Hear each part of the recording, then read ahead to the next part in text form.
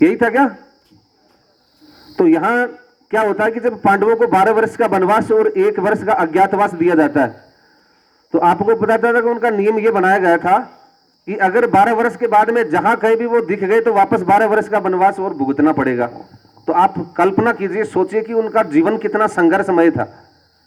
लेकिन आपको ये भी बात कल उस सुविचार में बच्चे ने बताई कि संघर्ष जितना कठिन होगा, अधिक होगा, जीत उतनी ही शानदार होगी। तो सब पांडवों से संबंधित है। और भगवान कृष्ण जब हस्तिनापुर है वो धृतराष्ट्र के पास शांति दूत बन करके जाते हैं, तो उस समय वो दुर्योधन को हर प्रकार से समझाने की, आपको संदर्भ पहले बता देता हूं मैं, हर प्रकार से उसको समझाने की कोशिश करते हैं, लेकिन वो समझता नहीं है। तो उसी से संबंधित कुछ कविता है, आप लोग पहचानोगे इसमें कौन कौन से रस है। तो पांडव जब वनों में घूम रहे थे तो उसका वर्णन किया गया पहले। वर्षों तक वन में घूम घूम, वर्षों तक वन में घूम घूम, बाधा विघ्नों को चूम चूम, सह धूप घाम पानी पत्थर, पांडव आवे कुछ और निखर। सौभाग्य ने सब दिन सोता है, देखे आगे क्या होता है। मैत्री की राह बताने को, सबको सुमार्ग पर लाने को, दुर्योधन को समझाने को, भीषण विध्वंस बचाने को, भगवान हस्तिनापुर आए, पांडव का संदेशा लाए। अब वो क्या संदेशा दे रहे? दुर्योधन को क्या कह रहे? दो न्याय अगर तो आधा दो, उसमें भी अगर कोई बाधा हो तो दे दो केवल 5 ग्राम। रखो अपनी धरती तमाम, हम वहीं खुशी से खाएंगे, परिजन पर असीन उठाएंगे। दुर्योधन वो भी दे न सका, आशीष समाज की ले न सका, उल्टे हरि को बांधने चला, जो था असाध्य उसको साधने चला। जब नाश मनुष्य पे छाता है, विवेक पहले मर जाता है।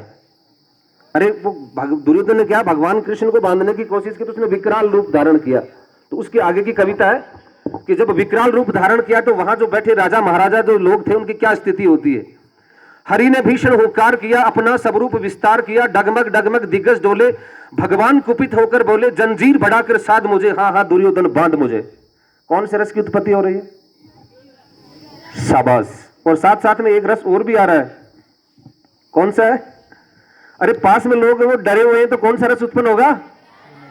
जब उसने विकराल रूप भगवान कृष्ण ने धारण किया वहां पर, ठीक है, तो वहां वीर रस के साथ साथ कौन सा रस की उत्पत्ति हो रही है? लोगों को डर लग रहा है वहां आसपास के, तो भयानक रस की भी उत्पन्न है। अब भगवान कृष्ण क्या कर रहे हैं? ये देख गगन मुझ में लय है, ये देख पवन मुझ में लय है, मुझ में विलीन झंकार सकल, मुझ में लय संसार सकल। ठीक है, उदयाचल उदयाचल मेरा दीप्त भाल, भूमंडल वक्ष स्थिताल, भुज परिधि बंद को घेरे हैं, मैनाक मेरु पग मेरे हैं। दीप्ते जो ग्रह नक्षत्र निकर, वो वहां करें कि जितने भी ग्रह नक्षत्र आपको आसमान में दिख रहे हैं, दीप्ते जो ग्रह नक्षत्र निकर, सब है मेरे मुख के अंदर। हित वचन तूने नहीं माना, बहुत लंबी कविता है, ज्यादा इतना लंबा नहीं खींचना चाहता मैं।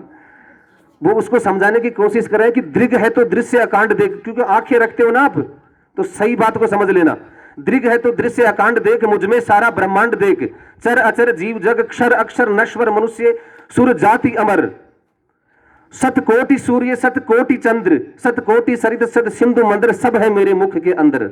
और लास्ट में वो उसको बोलते हैं कि हित वचन तूने नहीं माना, मैत्री का मूल्य नहीं पहचाना, तो लो अब मैं भी अब जाता हूं, अंतिम संकल्प सुनाता हूं, याचना नहीं अब रण होगा, जीवन जय का या कि मरण होगा। टकराएंगे नक्षत्र निकर, बरसेगी भू पर अग्नि प्रखर, फण शेष नाग का डोलेगा, विकराल काल मुंह खोलेगा, आखिर तू धाराशाही होगा और हिंसा का परदाई होगा। तो इस प्रकार की कविता थी।